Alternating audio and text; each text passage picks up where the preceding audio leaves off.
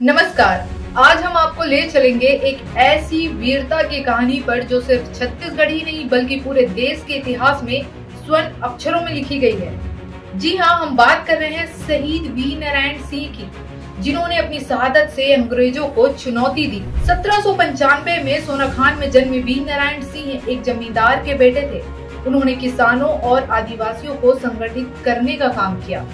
1856 में जब सूखा पड़ा और अकाल छा गया तो उन्होंने साहूकारों से अनाज छीनकर गरीबों में बांट दिया, जिसके बाद अंग्रेजों ने उन्हें गिरफ्तार कर लिया। 1857 में स्वतंत्रता संग्राम के दौरान वीर नारायण सिंह ने जेल से भागकर विद्रोह का नेतृत्व करते हुए अंग्रेजों को चुनौती दी, लेकिन 10 दिसंबर 1857 को रायपुर के जय स्तंभ चौक पर अंग्रेजों ने उन्हें फांसी दे दी। आज सोनाखान वीर नारायण सिंह की शहादत का प्रतीक बन चुका है। उनका बलिदान हमेशा जिंदा रहेगा। आजादी के उनके इस बलिदान और वीरता को हमेशा याद रखा जाएगा।